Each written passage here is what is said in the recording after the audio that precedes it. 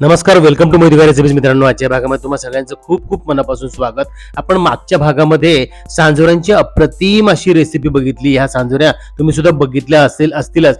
सांजोऱ्या बनवताना जो कोंडा उरतो त्या कोंड्यापासून आपल्याला एक अप्रतिम आणखीन एक पारंपरिक रेसिपी बनवायची बरं का. तिला आपण गुन्ह्या म्हणतो आणि अक्षय तृतीयेच्या या घागर पूजनाच्या विधीमध्ये या गुन्ह्यांचा खूप मोठ्या प्रमाणावर वापर केला जातो बरं का.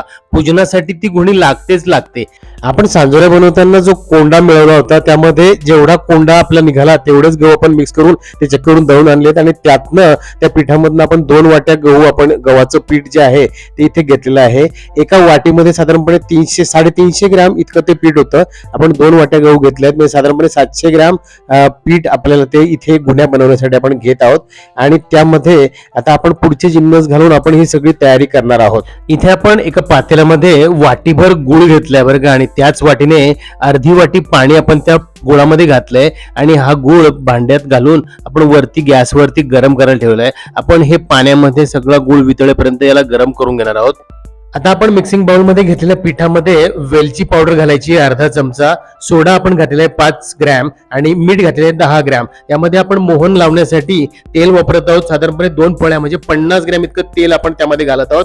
आणि एक वाटीभर बाउल म्हणजे साधारणपणे 350 ग्रॅम गुळाचं आपण जे पाणी तयार करून घेतलेलं आहे ते गरम पाणी आपण चाळणीने चाळून यामध्ये व्यवस्थित घालायचं आहे आणि ते सगळं मस्तपैकी मिक्स करायचं आहे बरं का. आताच मस्तपैकी घमघमाट असं त्याचं मस्त सुटेला आहे वेलची पावडरचा, त्याचा मस्त असा फ्रॅग्रन्स, त्याचा अरोमा असा मस्तपैकी सगळ्या घरभर पसरलेला आहे बरं का. अशा पद्धतीने याचा आपण अगदी घट्टसर असा डो तयार करून घ्यायचा आहे.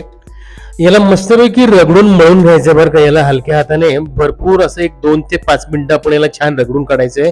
याला मस्तपैकी असं सॉफ्ट होईपर्यंत छान रगडून काढणार आहोत. तुम्ही बघू शकता हे गरमागरम असेपर्यंतच आपण याला मस्त असं तिंबून घेतलं आहे छान, आणि त्याच्या लगेच लाट्या तयार करायच्या. गरम असतानाच आपण ही सगळी प्रक्रिया जर केली तर ती सहज आणि अगदी सोपी होते बरं का. तुम्ही बघू शकता इथे आपल्याकडे गुन्ह्यांचा हा एक लाकडी साचा आहे बरं का. आपल्याकडे आपण यात्रेमधून तो आणलेला आहे. आणि तुम्हाला जर हा कसा आपण मिळवला याचा जर संपूर्ण व्हिडिओ हवा असेल तर वर दिलेल्या आय बटनला तुम्ही क्लिक करून तो बघू शकतात. इथे आता आपण या लाकडी साच्याला आपण हलकसं तेल लावून घ्यायचंय बरं का.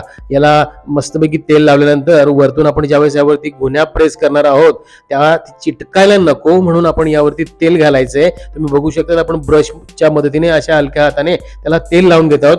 आणि या साच्यावरती मध्यभागी एक लाटी ठेवायची आहे आणि ह्या अशा एकमेकांवरती ठेवून अशा पद्धतीने ही गुन्ही प्रेस केली जाते बरं का. हाताने ही प्रेस केलेली गुन्ही तुम्ही बघू शकता अगदी मजेदार अशी त्यावरती डिझाईन उमटते आणि तिला आपण असं अलगद हाताने काढून घ्यायचंय. तुम्ही बघू शकता आपलं हे गुन्ह्यांचं पीठ अगदी व्यवस्थित मळलं गेलेलं आहे, त्यामुळे ही गुन्ही लगेच त्या साच्यामधून बाहेर आलेली आहे बरं का व्यवस्थित. तुम्ही बघू शकता एका बाजूने दोन्ही बाजूने वेगवेगळ्या प्रकारचे हे डिझाईन्स त्यावरती उमटलेले आहेत. अशा पद्धतीने आपण एक एक करून या संपूर्ण गुन्ह्या अशा पद्धतीने आधी प्रेस करून ऑलरेडी प्रिपेअर करून ठेवायचे आहेत बरं का. तुम्ही बघू शकता इथे आपण ताटभर या सगळ्या गुन्ह्या अशा पद्धतीने तयार करून घेतलेल्या आहेत. त्यावरची डिझाईन किती मजेदार दिसत आहे बरं का. तुम्ही बघू शकता इथे आपण या संपूर्ण गुन्ह्या अशा पद्धतीनेच पूर्वतयारी म्हणून प्रिपेअर करून ठेवले आहेत बरं का. त्याला जसं तुम्ही उशीर कराल तसं त्यातलं गुळाच्या पानाने तो पाक असा कडक होऊ शकतो आणि मग त्यानंतर प्रेस करायला त्यावरती ती डिझाईन उमटायला खूप अवघड होतं बरं का. त्यामुळे आपण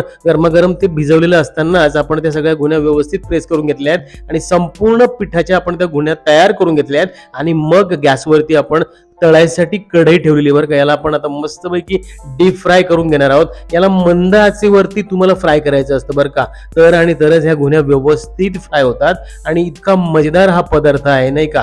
दरवर्षी अक्षय तृतीयेला आमच्याकडे आवर्जून या गुन्ह्या केल्या जातात आणि याचा संपूर्ण घमघमाट गल्लीभर काय संपूर्ण कॉलनीत पसरतो बरं का. बरं, ह्या गुन्ह्या तळताना एक सोपं टेक्निक असतं बरं का. आपण तुम्ही ज्यावेळेस तेलामध्ये ह्या गुन्ह्या सोडतात त्यावेळेस त्या तेलाच्या तळाशी जाऊन बसतात आणि मग त्या जशा फ्राय व्हायला लागतात तसं त्याच्या त्या वरती तेलावर फ्लोट व्हायला लागतात बरं का, तरंगायला लागतात. मग हळूहळू त्या रंग बदलायला लागतात, त्यांचा खरपूस असा सोनेरी रंग तसा व्हायला लागला की समजायचं आपल्या ह्या गुन्ह्या व्यवस्थित फ्राय झालेल्या आहेत. साधारणपणे एका बाजूने 3-3.5 मिनिटं आपण तिला फ्राय करून घेतली आहे आणि दुसऱ्या बाजूने सुद्धा तेवढाच वेळ आपण तिला फ्राय करायची आहे. गॅस मात्र अतिशय मंद आपण ठेवलेला आहे बरं का, मंद आचेवरती. कारण आपण त्याचं गुन्ह्यांचं तुम्ही थिकनेस बघितली असेल, ती थिकनेस थोडीशी थिक असते, ती जवळपास कुकीज पेक्षा थोडंसं जास्त थिक असलेला हा पदार्थ आहे. त्याला आतमधून पूर्ण फ्राय होण्यासाठी अगदी मंद आचेवरती आपण त्याला तेलामध्ये फ्राय करायचं आहे. साधारणपणे अशा पद्धतीने 6 ते 7 मिनिटांमध्ये एक घातलेली आपण तेलामध्ये घातलेली बॅच ही व्यवस्थित फ्राय होते बरं का. शेवटच्या एक 10 ते 15 सेकंदासाठी तुम्ही हाय फ्लेमवरती त्याला हलकासा करारापणा आणू शकतात. त्या पद्धतीने आपण ह्या सगळ्या घुन्या तुम्ही बघू शकता. पहिला लोट आपण अशा पद्धतीने काढून घेतलेला आहे. आमच्याकडे महाराष्ट्रात विशेषतः खानदेशामध्ये हा घुणी नावाचा प्रकार आहे बरं का. तुम्ही जर कुठून दुसरीकडून बघत असाल इतर राज्यातून, तर तुमच्याकडे अशाच पद्धतीचा कुठला पदार्थ असेल तर त्याला तुम्ही काय म्हणतात मला जर कळवलं तर आम्हालाही इतर अनेक तुमच्या राज्यांमधलं सुद्धा आम्हाला माहिती मिळेल आणि प्रेक्षकांना सुद्धा त्याबद्दलची माहिती मिळेल. एकमेकांच्या पदार्थांची आपण देवाणघेवाण केल्यासारखं होईल. तुम्ही नक्की मला कमेंट करून कळवा बरं का. आता इथे आपण पुढचा संपूर्ण लॉट अशाच पद्धतीने हळूहळू करून एक एक करून असा तळून घेत आहोत बरं का. तुम्ही बघू शकतात. आणि ह्या घुन्या तळून झाल्यानंतर आपण भरपूर दिवस 15 दिवस महिनाभरासाठी सुद्धा स्टोअर करून ठेवू शकतो बरं का. तुम्ही बघू शकतात इथे तळल्या घेत जात असलेल्या ह्या घुन्या अतिशय मजेदार असे दिसत आहेत बरं का. आणि आमच्याकडे तर इथे प्रत्यक्ष त्याचा घमघमाट इतकं सुटलाय की मला तर कंट्रोल करणं मुश्किल झालेलं आहे. माझ्या वैयक्तिक खूप हा आवडीचा पदार्थ आहे बरं का. तुम्ही बघू शकतात. इथे आपण आता एक घुणी अशी तोडून बघूया. अगदी अलगद ती तुटलेली आहे बरं का. इतकी ती खुसखुशीत अशी सॉफ्ट झालेली आहे. तुम्ही बघू शकतात. खूप अगदी मजेदार अशा ह्या घुन्या असतात बरं का. अरे बापरे, तुम्ही बघू शकतात ही किती मजेदार घुनी आहे. आतमधून ती अगदी पोकळ अशी दिसते बरं का. आशा करतो आजची रेसिपी तुम्हाला सगळ्यांना खूप आवडली असेल. नक्की ट्राय करून बघा. भेटूया पुढील भागात. तोपर्यंत बघत राहा Madhukar recipes. Thank you for watching. Good bye. Take care.